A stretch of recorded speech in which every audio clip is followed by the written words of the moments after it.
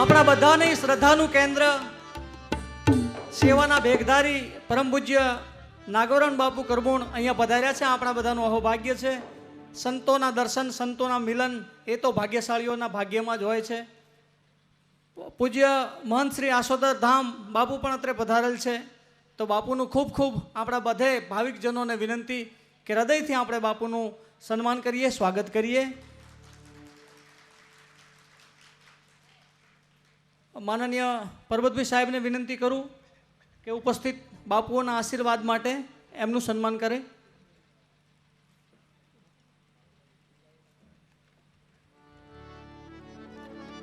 સંતોના કારણે જ ભાપી સ્થાનકથી પરમ પૂજ્ય અંકિત બાપુ પણ અત્રે પધારેલ છે. આપનું પણ હૃદયપૂર્વક આ ભાગવત સપ્તાહ કથા મંડપની અંદર બિરાજમાન તમામ શ્રોતાઓ વતી, વ્યાસપીઠ વતી આપનું પણ બાપુ સ્વાગત, પ્રણામ અને કોટી કોટી વંદન.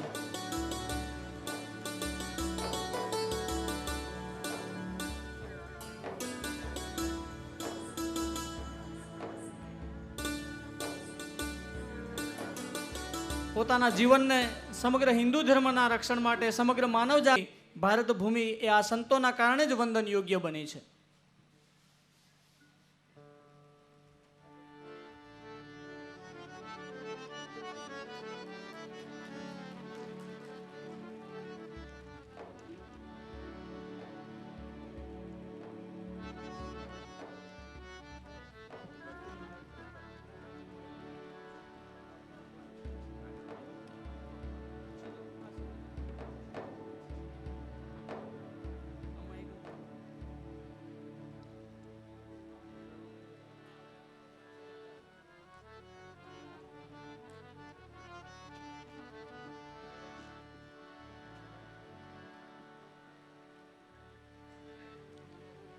બોલીએ શ્રી કૃષ્ણ કનૈયા લાલ કી જય.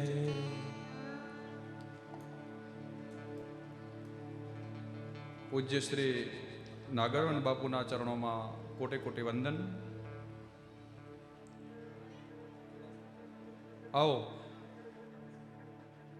આજે આમે તે પછી કલાક, અડધો કલાક મોડું થયું છે.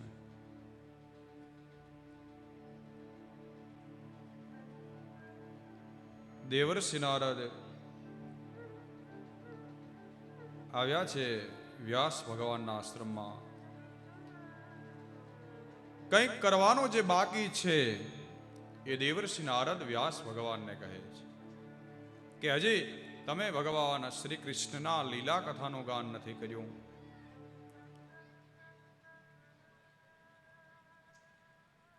અને દેવર્ષિ નારદ કહે છે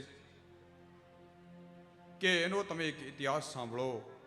એની હું એક કથા કહું છું કે ભગવાનના નામનો કેટલો મહિમા છે. દેવર્ષિ નારદ કહે છે, હે વેદવ્યાસ, હું મારો જ પૂર્વ ચરિત્ર તમને કહી સંભળાવું છું.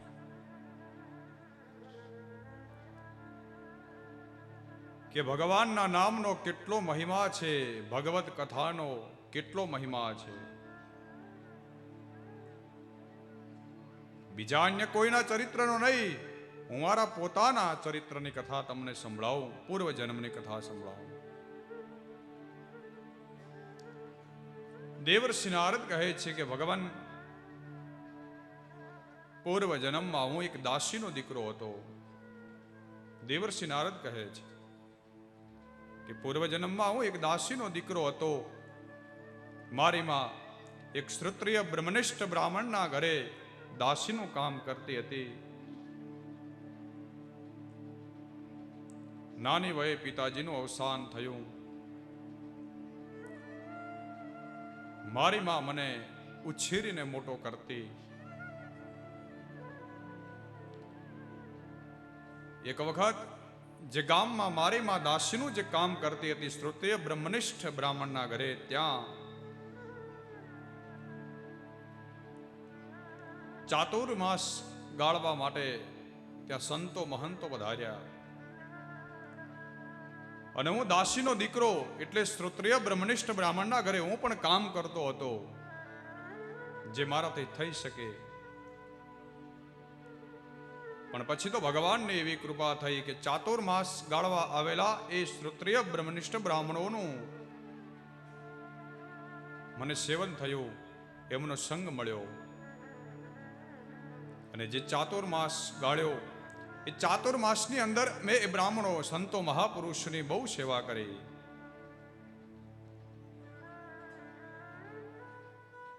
એમની સાથે રહી 4 મહિના વિતાવ્યા. મને સત્સંગનો લાભ મળ્યો.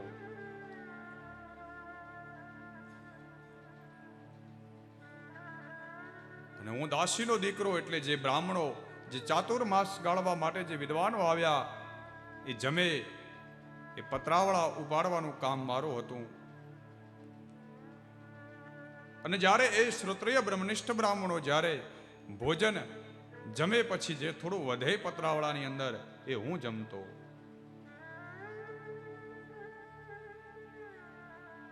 અને એટલા માટે આપણે કહીએ છીએ અન્ન એવું મન.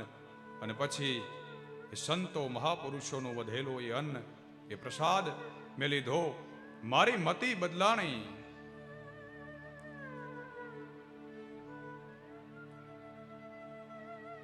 અને એ અન્ન લીધો અને મતિ બદલી. યા મતિ શા ગતિ. જેવી મતિ હોય તેવી ગતિ થાય. અને દેવર્ષિ નારદ કહે છે કે મને સંતોનો પ્રસાદ મળ્યો. ધીરે ધીરે ધીરે ધીરે મને ભગવાનમાં ભાવ જાગ્યો, ભગવાનમાં વિશ્વાસ થયો.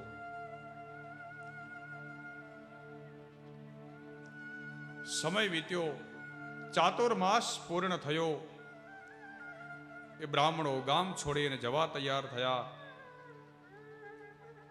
બ્રાહ્મણોની સાથે એક રૂપતા એવી થઈ ગઈ મારી કે મારી આંખમાંથી અશ્રુધારા વહી રહી હતી. એ બ્રાહ્મણોને છોડવાનું મારું મન ન થયું. મેં વિચાર કર્યો કે બ્રાહ્મણો જતા રહેશે પછી મને સત્સંગનો લાભ નહીં મળે, ભગવદ કથા નહીં મળે, ભગવદ મહિમા નહીં મળે.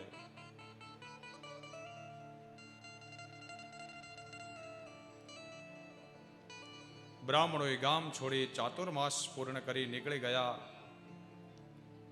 હું ત્યાં મારી માની પાસે તે ગામમાં રહ્યો.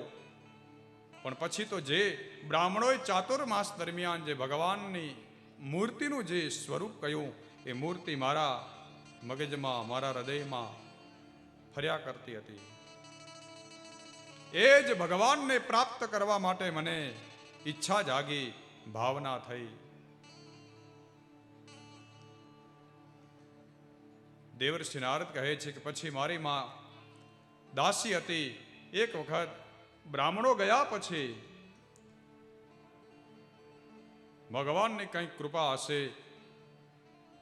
મારી માં વહેલી સવારે અંધારામાં ગાય દોવા જતી હતી. ત્યાં સર્પદંશ થયો અને મારી માનું મૃત્યુ થયું.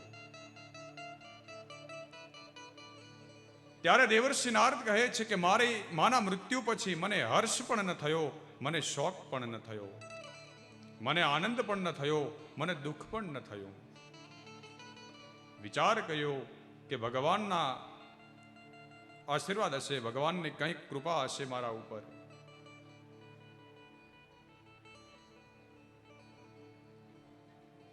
અને દેવર્ષિ નારદ પછી તો માના મૃત્યુ પછી તે ગામમાંથી નીકળી ગયા. નીકળતા નીકળતા એક અરણ્યમાં, એક જંગલમાં આવ્યા, એક વનમાં. ચારે બાજુ વૃક્ષો છે.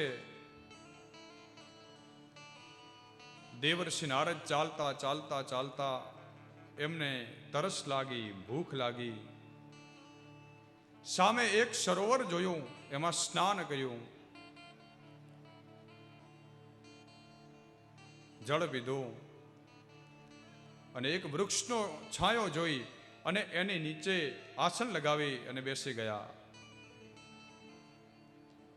પણ હવે દેવર્ષિ નારદના મનમાં, એમના હૃદયમાં જે ચાતુર્માસ ગાળવા આવેલા બ્રાહ્મણોએ જે ભગવાનના ગુણોનું જે ગાન કર્યું, એ સગુણ રૂપ, એ મૂર્તિ રૂપે એમના હૃદયમાં રમવા લાગ્યું.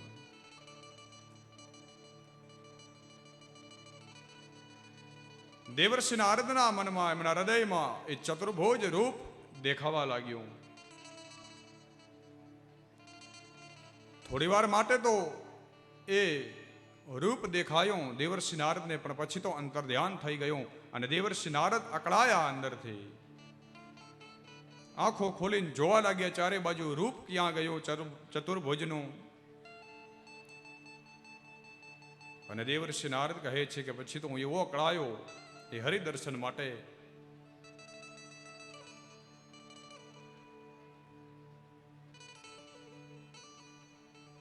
પણ ત્યાં તો આકાશવાણી થઈ અને આકાશવાણીએ મને કહ્યું કે આ જન્મમાં તને મારું સ્વરૂપ નહીં મળે, આવતા જન્મમાં તું મારો પાર્ષદ બનીશ અને તને દરેક જન્મની સ્મૃતિ યાદ રહેશે. અને પછી તો આકાશવાણીએ જે કહ્યું એનામાં વિશ્વાસ રાખી અને ધીરે ધીરે સમય વીત્યો. મારું એ શરીર શાંત થયું, એ શરીર છોડ્યું અને એ શરીર છોડી અને બીજા અવતારમાં હું ભગવાનનો પાર્ષદ બન્યો.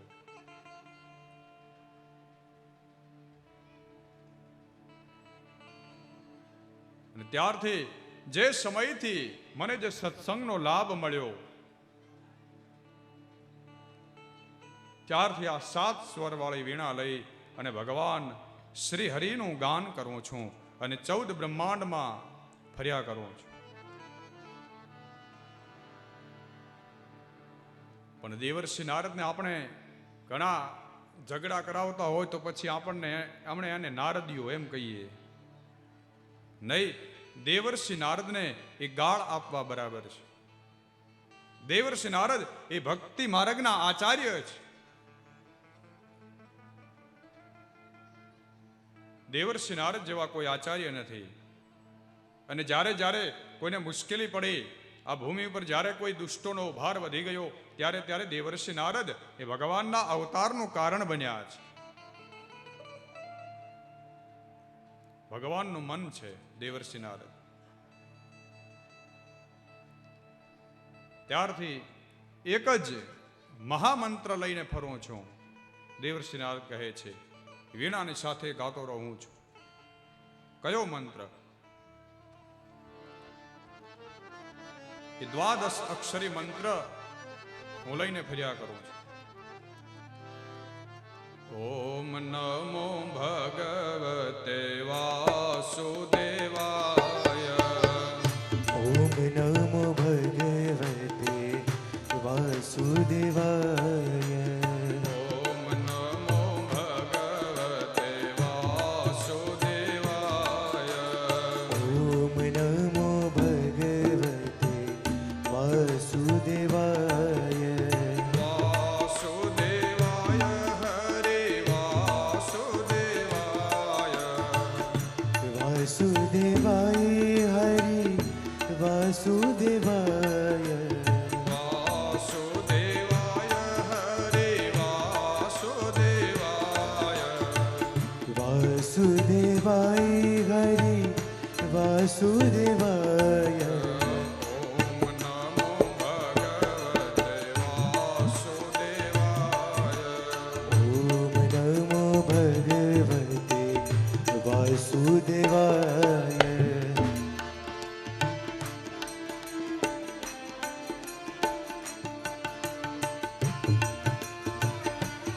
હરિ બોલ.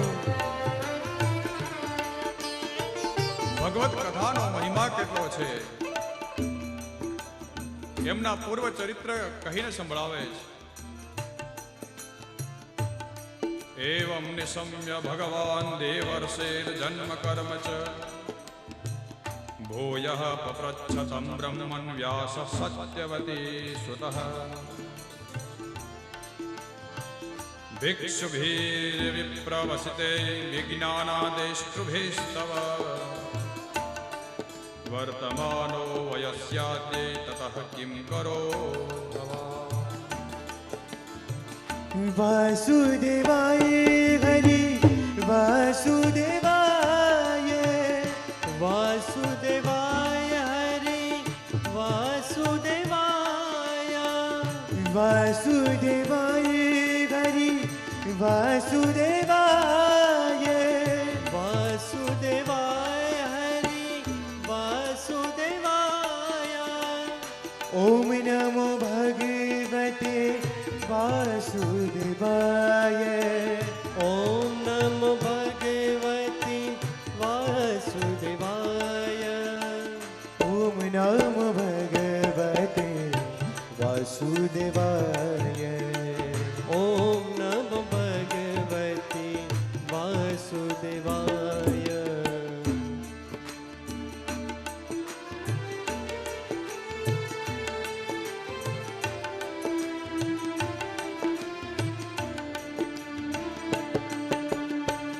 एक एवातियातोऽहं द्राक्षं विपिनं महत् घोरं प्रतिभयाकारं व्यालोलोकशिवाजिरम्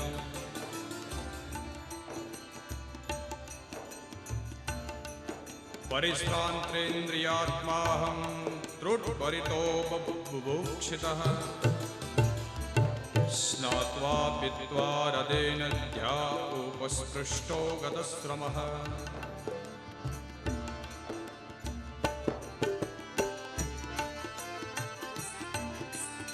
तस्मिन् निर्मनुजे अरण्ये पिप्लोपस्त आस्थितः आत्मनात्मानमावस्थं यथा श्रुतमचिन्तयम् वासुदेवाय हरि वासुदेवाय वासुदेवाय हरि वासुदेवाय वासुदेवाय वासुदेवाय हरि वासुदेवाय ओम नमो भगवते वासुदेवाय ओम नमो भगवते वासुदेवाय एवं सम्भाष्य भगवान् नारदो वासवेश्वतम् आमन्त्रवीणां रणयन् ययौ यादृच्छिको मुनिः अहो देवर्षिधन्योऽयं कीर्तिसारङ्गधन्वनः गायन् माद्यनिन्द्रं तन्त्र्या रमयत्यातुरं जगत् ॐ नमस्ते वासुदेवाय ॐ नमो भगवते वासुदेवाय ओम नमो भगवते वासुदेवाय ॐ नमो भगवते वासुदेवाय ओम नमो भगवते वासुदेवाय ॐ नमो भगवते वासुदेवाय ओम नमो भगवते वासुदेवाय ॐ नमो भगवते वासुदेवाय ओम नमो भगवते वासुदेवाय ॐ नमो भगवते वासुदेवाय ओम नमो भगवते वासुदेवाय ॐ नमो भगवते वासुदेवाय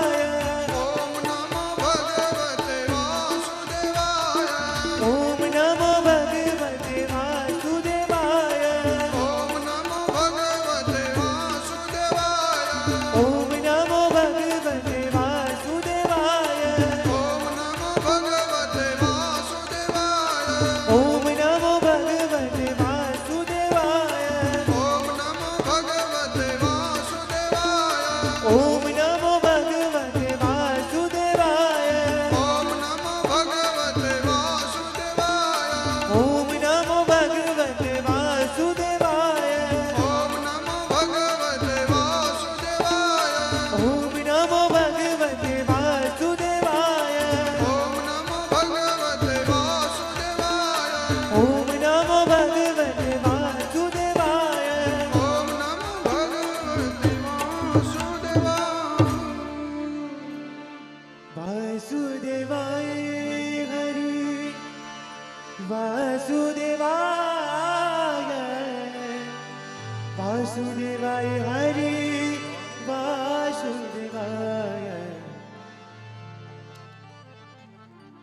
દેવર્ષિ નારદ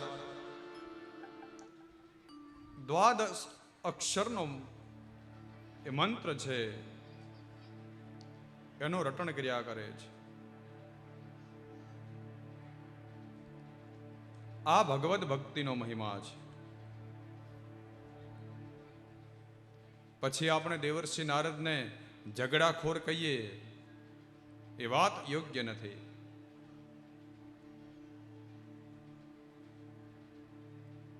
આપણે કોઈકને ઝઘડો કરાવીએ એમાં દેવર્ષિ નારદનું નામ લેવાની ક્યાં જરૂર છે વચ્ચે? આપણે દેવર્ષિ નારદની સાથે સરખાવીએ. કોઈ ઝઘડો કરાવે એને આપણે નારદીઓ કહીએ તો પછી એને આપણે દેવર્ષિ નારદ સાથે સરખાવીએ.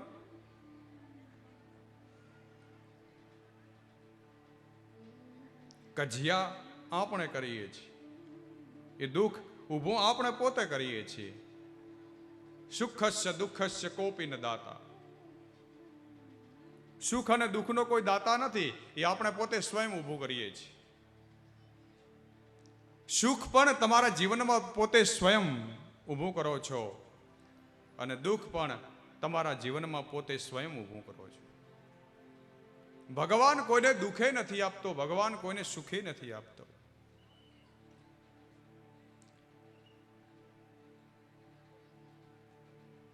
આપણે એવા છીએ, આપણે સુધરતા નથી.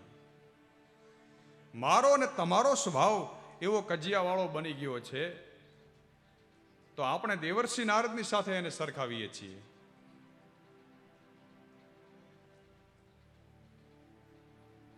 દેવર્ષિ નારદ એવી ક્યારેક કોઈક વાત કરે તો એમાં કંઈક તાત્પર્ય હોય, એનો કંઈક અર્થ હોય.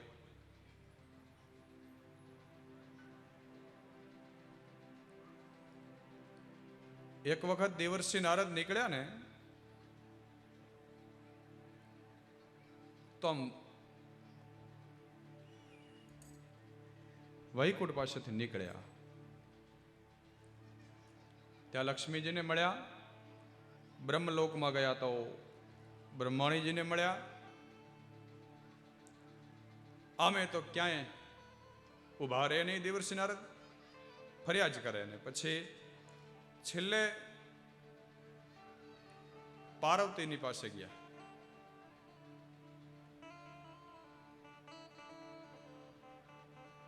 દરેક દેવીઓને મનમાં થોડો થોડો અભિમાન આવ્યો હતો.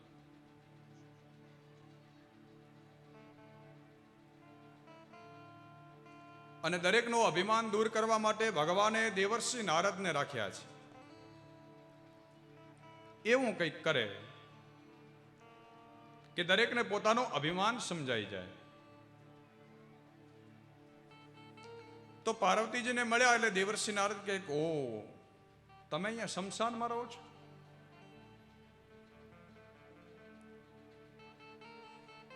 સતીજીને મળ્યા તો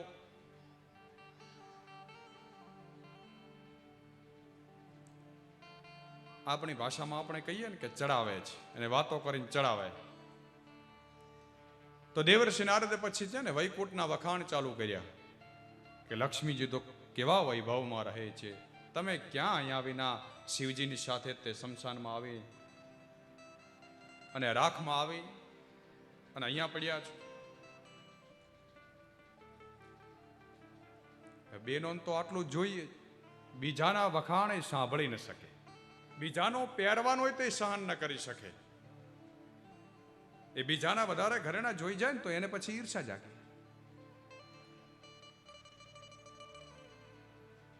અને જોઈ જાય ને એમાં પાછો મરો બિચારા ભાઈઓનો થાય. કોઈ બીજી બેનને વધારે હુંડલો એક ઘરેણા જોઈ જાય ને તો પછી એમ કે મારે કાલે આવા કરાવવા છે. પણ હવે બિચારાનો પેલાનો વેચ છે કે નહીં તું જરા જો. હીરા ઘસી ઘસીને પગ તૂટી ગયા.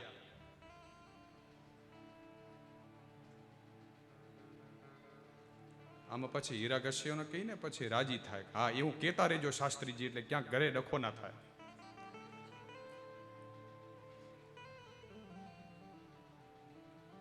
બહેનોને ઉત્સુકતા વધારે હોય એટલે આમ જોવે ને તો તરત એ મેળવવાની ઈચ્છા કરે. અને એમાં તે દેવર્ષિ નારદ જેવા મળે તો પછી કેવું જ છું.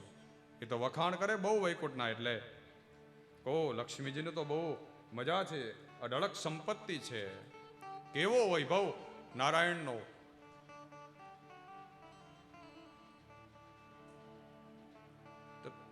માં ભગવતીને તો આટલું જોઈતું જ તો તે તરત નીકળ્યા, ભગવાન શિવ પાસે જઈને કહ્યું, મારે આજે ને આજે વૈકુંઠ જેવો વૈભવ જોઈએ છે.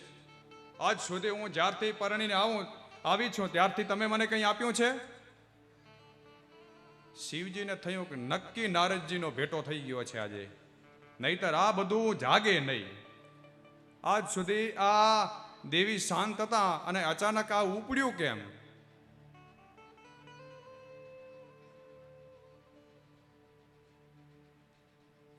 શિવજીને સમજાઈ ગયું. કારણ કે દેવર્ષિ નારદ આવ્યા એ પણ ભગવાનની કૃપા હતી.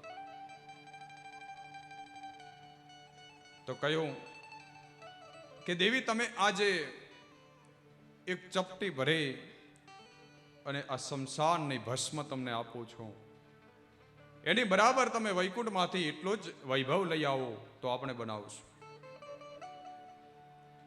પાર્વતીજી હસ્યા કે પછી ત્યાં મારો ઉપહાસ થાય અને ત્યાં મારી ઠેકડી ઉડે વૈકુંઠમાં જઈને, તો આ તમે શું મજાક કરો છો? શિવજી કહે કે નહીં મજાક નથી કરતો, તમે જાઓ, હું સત્ય કહું છું. બેનો આમ હઠાગ્રહ હોય ને, એ સ્ત્રી હઠ હોય તો પછી જલ્દી માને નહીં, તો પછી આપણે આવી રીતે સમજાવવા જોઈએ. એટલે શિવજી સમજી ગયા કે હું અહીંયા ગમે એટલું મનાવીશ ને તો આ દેવી માનશે નહીં, તો આમને મારે કંઈક જુદો ઉપાય કરવો પડશે. તો ગયા વૈકુંઠમાં એ ભભૂત લઈને અને ત્રાજવો લાવી અને એક બાજુ ભસ્મ રાખી એ શમશાનની શિવજી આપેલી ચપટી ભરી, અને આ બાજુ વૈકુંઠનો તમામ ખજાનો તમામ વૈભવ રાખ્યો. છતાં પણ એ ચપટી એક ભભૂત ઊંચી નથી થતી. ત્યાં તો એકદમ લક્ષ્મીજીનું જે અભિમાન હતું એ નીચે ઉતરી ગયું. કારણ કે એ તો દેવોનો દેવ છે, મહાદેવ છે. ઝેર પીવાનો વારો આવે એટલે શિવજીને યાદ કરે.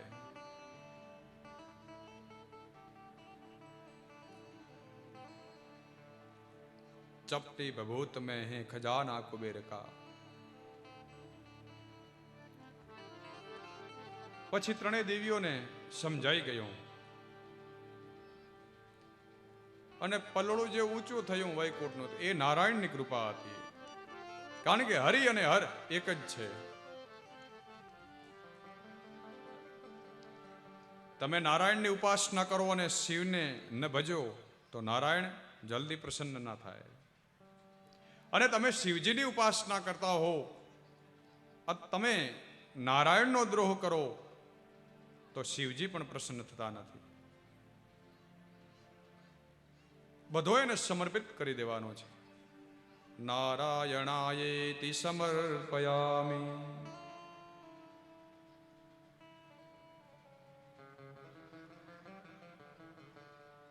વેદવ્યાસ કથા કરે છે. હવે અહીંથી વેદવ્યાસે મહાભારતમાં પ્રવેશ કર્યો છે.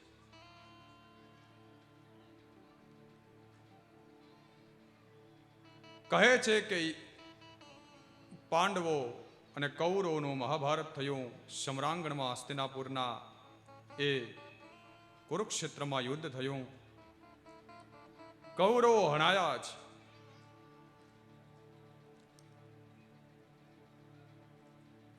એમાંથી અશ્વત્થામા હજી જીવે છે, ચિરંજીવી છે. એમની સાથે કૃપાચાર્ય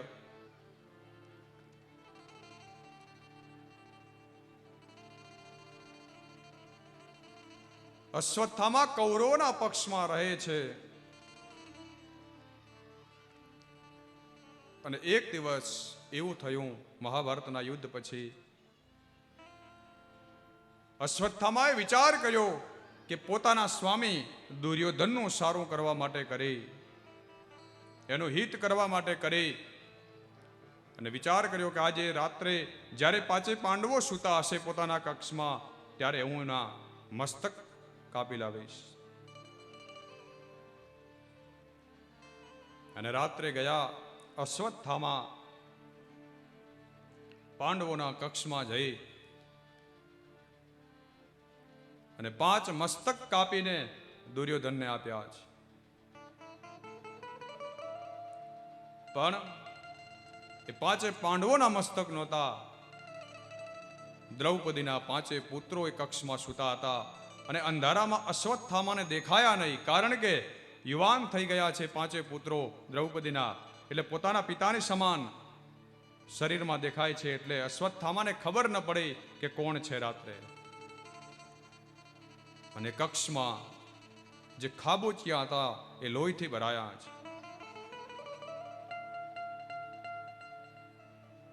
અને કથા છે કે જ્યારે 5 મસ્તક દુર્યોધનની પાસે આવ્યા લઈને અશ્વત્થામા, ત્યારે આમ જ્યારે ખોપડી દબાવી દુર્યોધને, ત્યાં તો એ ખોપડી તૂટી ગઈ. ત્યારે દુર્યોધનને વિચાર આવ્યો કે નહીં, આવું કાચો મસ્તક ક્યારે પાંડવોનું હોઈ ન શકે.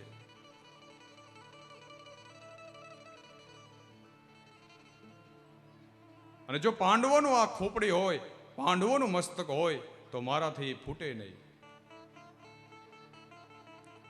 અને તપાસ કરતા ખબર પડી દુર્યોધનને, ત્યારે અશ્વત્થામાને એમણે ધિક્કાર્યા છે, કહ્યું છે કે ઓ તમે બહુ મોટું ખરાબ કાર્ય કર્યું છે, અમારા વંશને આગળ વધતા તમે અટકાવી દીધો. ભલે તે દ્રૌપદીના પાંડવોના પુત્રો હતા, પણ એ અમારા વંશજો હતા. અને દુર્યોધનને શ્રાપ હતો કે એક સાથે એને હર્ષ થાય અને એક સાથે એને દુઃખ થાય તો એનું મૃત્યુ હતું. તો આજે જ્યારે અશ્વત્થામાએ 5 મસ્તક આપ્યા દુર્યોધનના હાથમાં, ત્યારે એને હર્ષ થયો, ઓ 5 પાંડવો મરાયા, ત્યારે આનંદમાં આવ્યો. પણ જ્યારે ખબર પડી કે ઓ આ તો દ્રૌપદીના 5 પુત્રોના મસ્તક છે, ત્યારે એ દુઃખી થયો છે.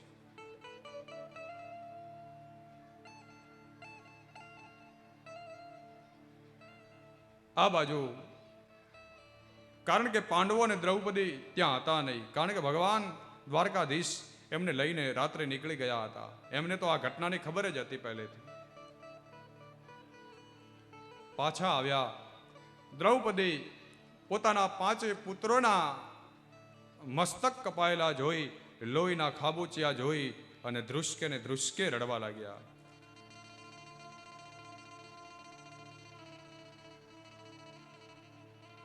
ભીમ, અર્જુન, યુધિષ્ઠિર બધા ક્રોધમાં આવ્યા.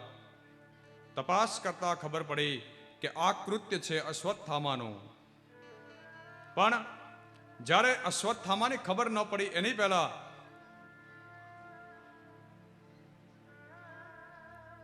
અર્જુન પ્રતિજ્ઞા કરે છે કે જેને દ્રૌપદીને કહે છે કે જેણે તમારા પુત્રોની હત્યા કરી છે એ હત્યારાનું માથું કાપી અને તમારા ચરણોમાં મૂકીશ, એનો પાટલો બનાવી અને પછી તમે એનું શોક સ્નાન કરજો એના ઉપર બેસીને. અને પછી ખબર પડી કે અશ્વત્થામાનું આ અકૃત્ય છે. નીકળ્યા મારવા માટે અર્જુન અને ભગવાન શ્રી કૃષ્ણ. અશ્વત્થામાને ખબર પડી કે અર્જુન મને મારવા માટે આવે છે, તો અશ્વત્થામા ભાગ્યા છે.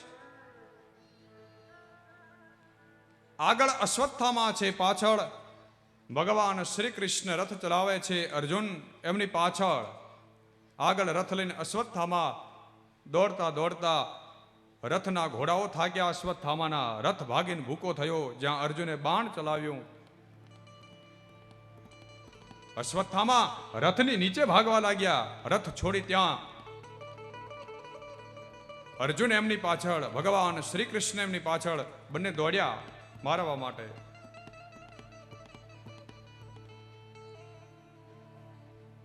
પછી તો દોડતા દોડતા અશ્વત્થામા થાક્યા અને વિચાર કર્યો કે હવે હું કોઈ ઉપાય નહીં કરું તો આ અર્જુન મને આજે મારી નાખશે.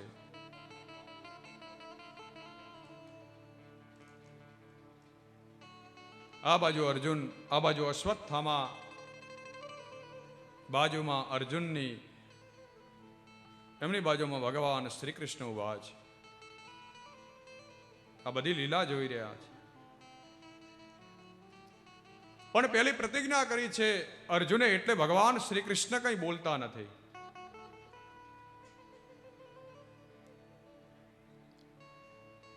અશ્વત્થામાને હવે બચાવનો કોઈ ઉપાય ન મળ્યો, એટલા માટે અશ્વત્થામાએ હવે બ્રહ્માસ્ત્રનું સરસંધાન કર્યું. એને છોડવા તૈયાર થયા.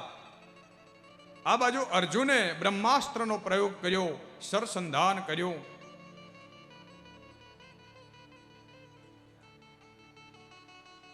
અને ગુરુની કેટલી કૃપા, દ્રોણાચાર્યએ પોતાના પુત્ર અશ્વત્થામાને બ્રહ્માસ્ત્ર છોડતા શીખવાડ્યું છે, પણ એને પાછું વાળવું કેમ કરીને એ વિદ્યા પોતાના પુત્રને નથી આપી, અને એ વિદ્યા પાંડવોને આપી છે.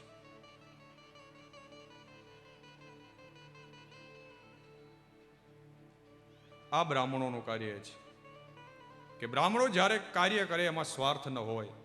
દ્રોણાચાર્ય આચાર્ય બન્યા છે, પણ પોતાના પુત્ર અશ્વત્થામાને જે વિદ્યા નથી શીખવાડી, એ પાંડવોને જે વિદ્યા આપી છે.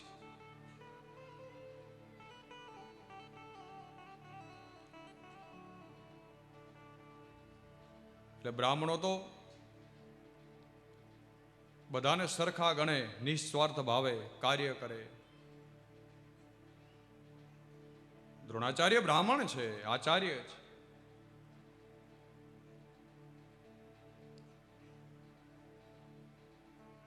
અને નિસ્વાર્થથી જે સેવા કાર્ય કરે, બધાના સંભાવ રાખે, એ જ પૂજાય. દેવાધીનમ જગત સર્વમ મંત્રાધીનશ્ચ દેવતા તે મંત્રા બ્રાહ્મણાધીના તસ્માત બ્રાહ્મણ વંદ્યતે. આ આખું જગત છે ને એ દેવોને આધીન છે, અને એ દેવો મંત્રોને આધીન છે. તે મંત્રો બ્રાહ્મણોને આધીન છે. તસ્માત બ્રાહ્મણ વંદ્યતે, માટે બ્રાહ્મણ પૂજાય છે.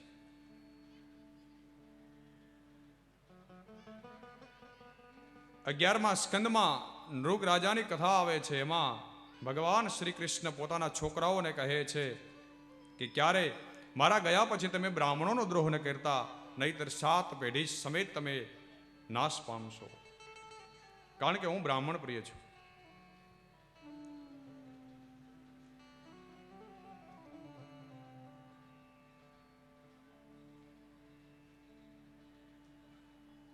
આજે એ વિદ્યા આપી છે અશ્વત્થામાને, એ વિદ્યા અધૂરી છે, કારણ કે બ્રહ્માસ્ત્ર છોડતા શીખવાડ્યું છે, પણ બ્રહ્માસ્ત્રને પાછો વાળતા નથી શીખવાડ્યું. અને સરસંધાન કર્યું અશ્વત્થામાએ, એ બ્રહ્માસ્ત્ર છોડ્યું. આ બાજુ અર્જુન છોડે છે, પણ અર્જુનને પાછો વાળતા આવડે છે.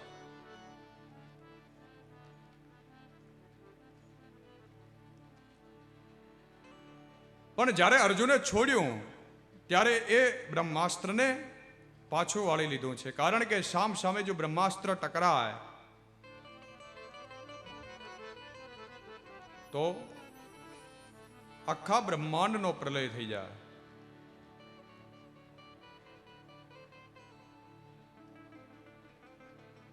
અને પછી તો કહે છે કે બ્રાહ્મણ છે એટલે બ્રાહ્મણનો વધ થાય નહીં, શરીર વધ ન થાય. એટલા માટે યુદ્ધ કરતાની સાથે પછી અશ્વત્થામાને પકડી લીધા છે અર્જુને.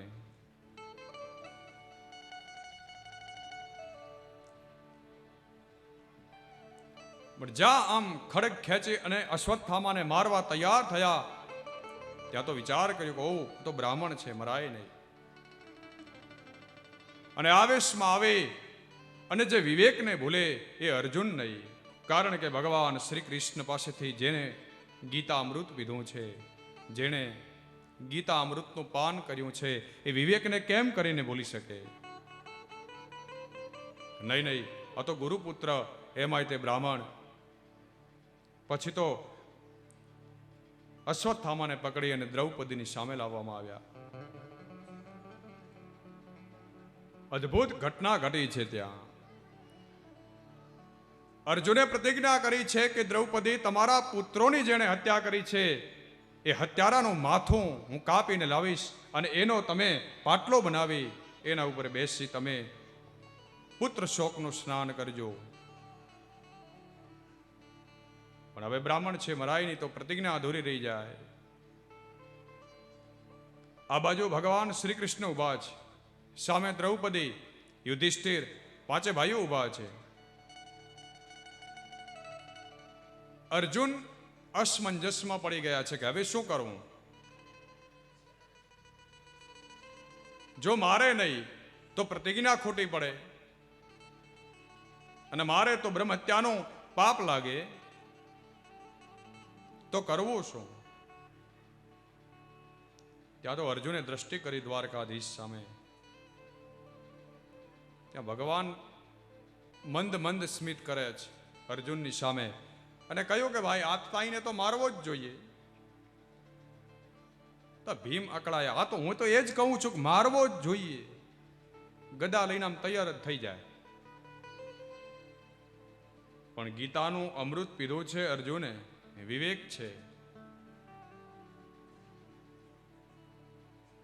પણ અર્જુનને વિશ્વાસ છે કે આ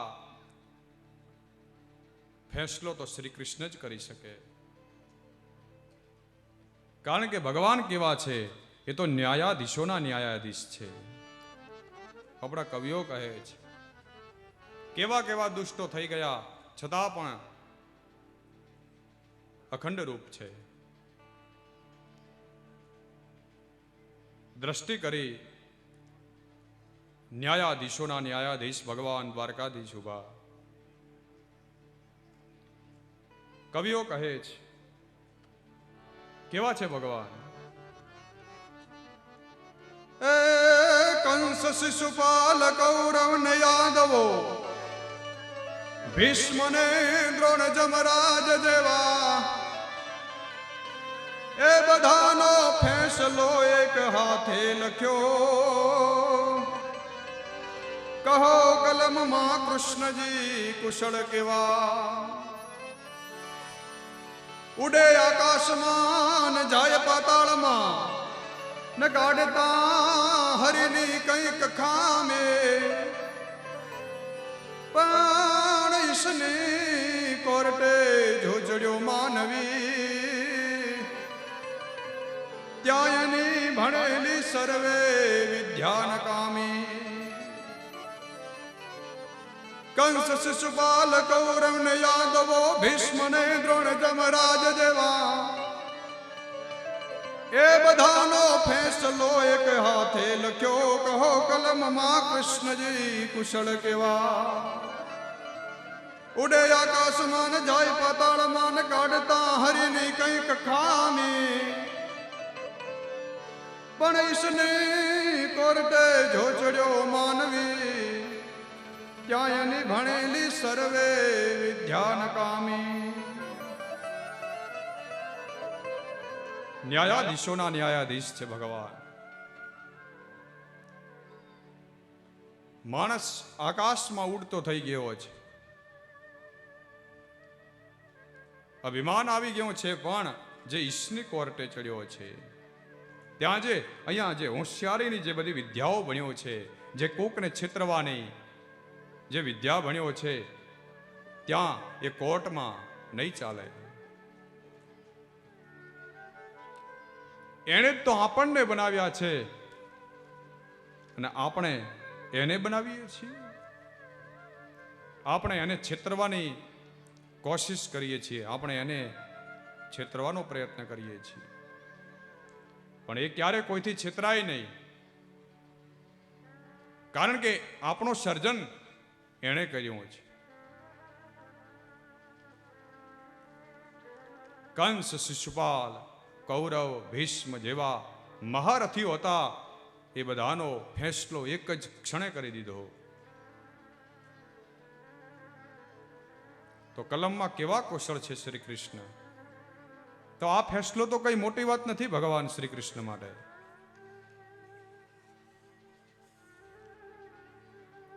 અને ત્યારે અર્જુન ભગવાનના શરણમાં ગયા છે, ભગવાનની સ્તુતિ કરે છે. વેદવ્યાસ લખે છે, કૃષ્ણ કૃષ્ણ મહાબાહો ભક્તાનામ અભયંકર ત્વમેકો દહ્યમાનાનામ અપવર્ગોસि સંસ્ૃતે. કેવા છે ભગવાન? ભક્તાનામ અભયંકર, ભક્તોને અભય આપનારા છો ભગવાન. કૃષ્ણ કૃષ્ણ મહાબાહો ત્વમાદ્યઃ પુરુષઃ સાક્ષાત ઈશ્વરઃ પ્રકૃતે પરઃ માયાવ્યુદસ્ય ચિચ્છક્ત્યા કૈવલ્યે સ્થિત આત્મનિ સૈવ જીવલોકસ્ય માયા મોહિત ચેતસઃ વિધત્સે સ્વેન વીર્યેણ શ્રેયો ધર્માદિલક્ષણમ. હે ભગવાન, તમે બધું જાણો છો. હું આપના શરણમાં આવ્યો છું. તમે આદિનારાયણ છો, પ્રકૃતિથી પર છો. ભગવાન, હવે આનો કંઈક માર્ગ બતાવો તમે. પણ ત્યાં તો તરત દ્રૌપદીજી બોલ્યા છે, જો બેનોની કેટલી સહનશીલતા હોય, સ્ત્રીની કેટલી સહનશીલતા હોય. પોતાના 5 પુત્રોની હત્યા કરી છે, છતાં પણ આજે દ્રૌપદી અશ્વત્થામાનો પક્ષ લે છે, અશ્વત્થામાની વકીલાત કરે છે. અને પાંડવોને શું કહે છે? મુચ્યતામ મુચ્યતામ એષ બ્રાહ્મણો નિતરામ ગુરુ. છોડી દો એને, છોડી દો. દ્રૌપદી કહે છે, બ્રાહ્મણો નિતરામ ગુરુ, બ્રાહ્મણ તો નિત્ય ગુરુ છે. અને કહે છે, સ એષ ભગવાન દ્રોણ પ્રજારૂપેણ વર્તતે. સાક્ષાત દ્રોણ તમારા ગુરુ આજે પ્રજાના રૂપે તમારી સામે ઉભા છે. જે ગુરુએ પોતાના પુત્રને જે વિદ્યા નથી શીખવાડી, એ વિદ્યા તમને શીખવાડી છે, અને એના જ પુત્રને તમે હત્યા કરશો. 5 પુત્રોની હત્યા થઈ, છતાં પણ હું આજે નિરાધાર નથી, કારણ કે મારે 5 પતિઓનો આધાર છે.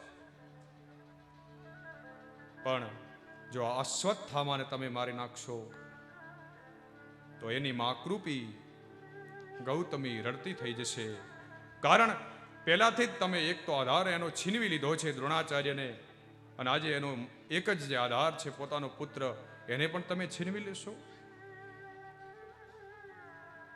કારણ આ દયાની દેવી છે દ્રૌપદી, યુધિષ્ઠિર એ ધર્મ છે, અર્જુન વિવેક છે, ભીમ બળ છે, સહદેવ જ્ઞાન છે, નકુલ એ રૂપ છે, અને દ્રૌપદી એ દયા છે. અને 5 જે ગુણો છે, રૂપ, બળ, વિવેક, જ્ઞાન અને જે રૂપ છે, આ બધાનો આ 5 વિષયો જે છે એની પત્ની એટલે દયા. આ 5 પાંડવોની પત્ની દ્રૌપદી. છોડી દો આને. 2 વખત કહ્યું છે, મુચ્યતામ મુચ્યતામ એષ બ્રાહ્મણો નિતરામ ગુરુ. એકવાર નહીં, 2 વખત મુચ્યતામ. કેમ કે આને તમે નક્કી છોડી દો. અને કહ્યું, બ્રાહ્મણ છે એટલે આત્મહત્યા ન કરી, અને માથામાં જે મણિ હતો એને કાઢી લીધો અશ્વત્થામાના માથામાંથી, અને શિખા કાપી અને બ્રાહ્મણ પુત્રને ત્યાંથી ધૂતકારી બહાર કાઢી મૂક્યા. તમે કોઈ સન્માનિત વ્યક્તિનું અપમાન કરો ને, એ એના મૃત્યુ બરાબર. બ્રાહ્મણોની શિખા કાપો એટલે એની મૃત્યુ બરાબર છે. હોય તો શિખા હોય તો કાપીએ ને, રાખવી જ જોઈએ. આમ તો દરેકને અધિકાર છે શિખા રાખવાનો, કારણ કે મંદિર હોય ત્યાં ધજાઓ હોય, અને આ શરીર એ દેવાલય છે, અને દેવાલય ને એ શિખારૂપી ધજા હોવી જ જોઈએ.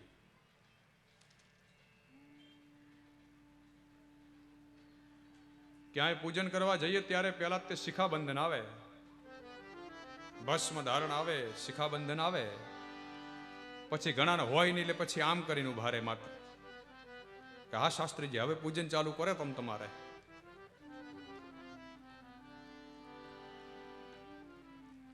પણ રાખો,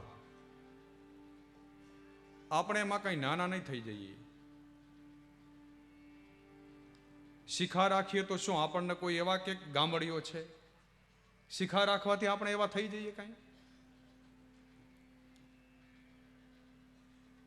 અને વાલા સારું કાર્ય કરવું હોય તો પછી ભય કેમ? અરે ભગવાન જે એવું સારું કાર્ય કરે એની સાથે ભગવાન રહે છે. ભક્તાનામ અભયંકર. આપણે ભગવાનના ભક્ત હોઈએ તો ભગવાન તો અભય આપનારા છે.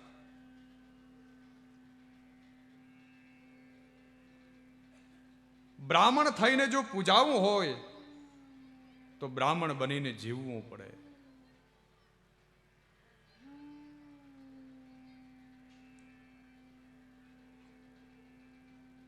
પછી આપણે એમ જીવીએ નહીં, કોઈક આપણું અપમાન કરીને આપણે દુઃખી થઈ જઈએ તો ભાઈ આપણે એમ થઈને આપણે જીવવું પડે. બ્રાહ્મણ છીએ તો બ્રાહ્મણ થઈને જીવવું પડે. બધામાં સમભાવ રાખવો જોઈએ. બધા સરખા છે, બધાનું કલ્યાણ. બ્રાહ્મણો આશીર્વાદ આપે.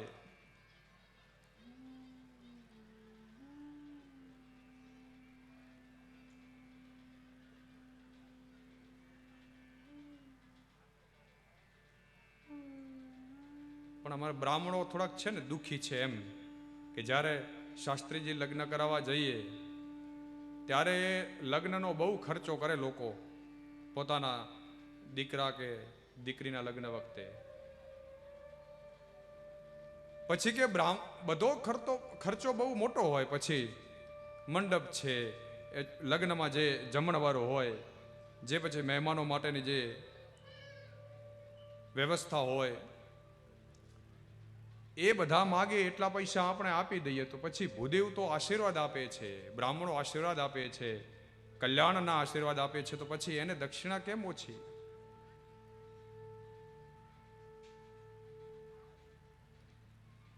બીજાને તમે રોકટોક નથી કરતા, બીજા માગે છે એટલું આપી દઈએ છીએ, તો બ્રાહ્મણોને કેમ?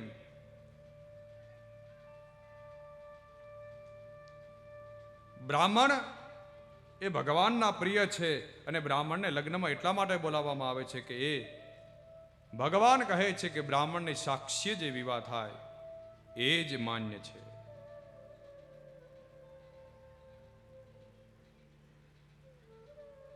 પછી જે મંગલાષ્ટકો બોલી બોલીને બ્રાહ્મણો લગ્ન કરાવે,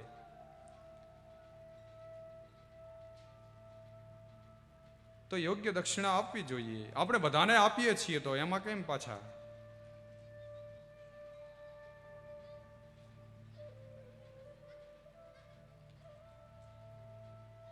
એમ અશ્વત્થામા બ્રાહ્મણ છે એટલે એમની બ્રહ્મ હત્યા નથી કરી, અપમાન કરી, શિખા કાપી, એમનો મણિ છીનવી લઈ અને એમને બહાર કાઢી મૂક્યા છે. અને પછી પુત્ર શોકનું સ્નાન કર્યું દ્રૌપદીએ. પુત્ર વિયોગમાં દ્રૌપદી બહુ રડ્યા છે.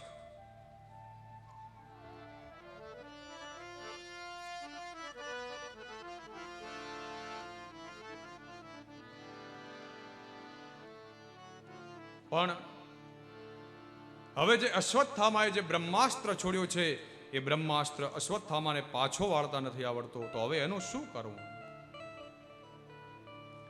પાછી એની દિશા અશ્વત્થામાએ બ્રહ્માસ્ત્રને પાંડવોનો એક બીજો વંશ ધારનાર જે બીજ છે એના ઉપર છોડ્યો છે.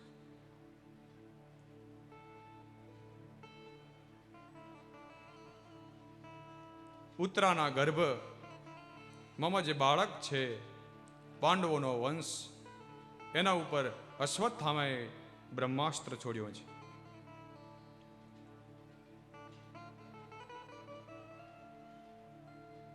પણ ત્યારે કુંતાજી ભગવાનની સ્તુતિ કરે છે.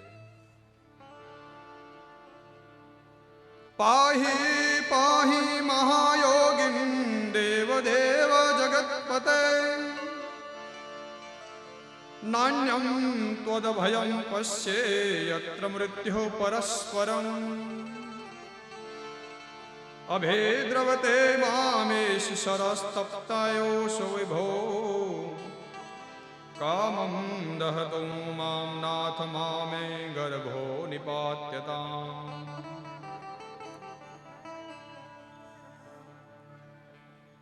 કૃષ્ણાય વાસુદેવાય દેવકી નંદનાય ચ નંદગોપકુમારાય ગોવિંદાય નમો નમઃ. નમઃ પંકજનાભાય નમઃ પંકજમાલિને નમઃ પંકજનેત્રાય નમસ્તે પંકજદાયક. નમસ્ય પુરુષં ત્વાદ્યમીશ્વરં પ્રકૃતઃ પરમ અલક્ષ્યં સર્વભૂતાનાં અંતર્બહિરવસ્થિતં માયાજવનિકાચ્છન્નમજ્ઞાનધોક્ષજમવ્યયम् ન લક્ષ્યસે મૂઢદૃશા નટો નાટ્યધરો યથા તથા પરમહંસાનાં મુનિનામલાત્મના ભક્તિ યોગ વિધાનાર્થં કથમ પશ્યેમહિ સ્ત્રિયઃ યથા ઋષિકેશ ખલેન દેવકી કંસેન રુદ્ધાતિ ચિરં સુચાર્પિતા વિમોચિતાહં ચ સહાત્મજા વિભો ત્વયૈવ નાથેન મુહુર્વિપદ્ગણા વિશાન મહાગ્નઃ પુરુષાદદર્શના દશત્સભાયા વનવાસકૃચ્છતઃ મૃધે મૃધેનેકમહારથાસ્ત્રતતો દ્રૌણ્યસ્ત્રશ્ચાસ્મ હરેભિરક્ષિતા. આજ સુધી જ્યારે જ્યારે મારા પુત્રો ઉપર કષ્ટ આવ્યું છે ત્યારે ત્યારે તમે એમની સાથે રહ્યા છો. તમે એ દુઃખનું નિવારણ કર્યું છે. પણ જીવનમાં કુંતાજી જેવું ક્યારે ભગવાન પાસે કોઈએ માગ્યું નથી. શું માગ્યું? વિપદઃ સંતો ન સસ્વત તત્ર તત્ર જગદ્ગુરો ભવતો દર્શનમ યસ્યાત પુનરઅભવ દર્શનમ જન્મૈશ્વર્ય શ્રુતશ્રીભીરધમાન મદઃ પુમાન નૈવારહત્ય વિધાતુમ વૈ તવા વામગીંચન ગોચરમ. હે ભગવાન, મારા જીવનને તમે વિપત્તિઓથી ભરી દો, મારા જીવનને તમે દુઃખોથી ભરી દો. અને આવું ક્યારે કોઈ માંગે? કુંતાજી કહે છે કે મારા જીવનમાં તમે દુઃખ ભરી દો, કારણ જ્યારે જ્યારે મારા જીવનમાં દુઃખ આવ્યું ત્યારે ત્યારે તમે મારા પુત્રોની સાથે રહ્યા છો, અને જ્યારે જ્યારે સુખ આવ્યું ત્યારે ત્યારે તમે અમારાથી જુદા પડી ગયા છો. વિપદઃ સંતુ ન સસ્વત તત્ર તત્ર જગદગુરો. જ્યારે જ્યારે વિપત્તિ આવી ત્યારે ત્યારે હે જગદગુરુ તમે અમારી સાથે રહ્યા છો. વસુદેવ સુતમ દેવમ કંસચાણૂરમર્દનમ દેવકી પરમાનંદમ કૃષ્ણમ વંદે જગદ્ગુરુમ. વસુદેવસુતમ દેવમ કંસચાણૂરમર્દનમ देवकी परमानन्दं कृष्णं वन्दे जगद्गुरुम् कृष्णं वन्दे जगद्गुरुम्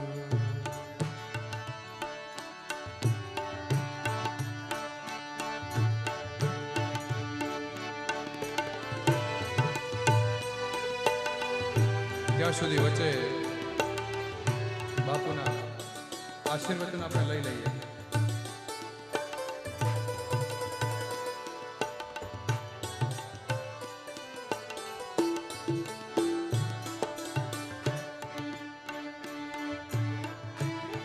બાપુની ઈચ્છા છે કે કથા સાંભળવી છે, પછી આશીર્વચન. સરસ.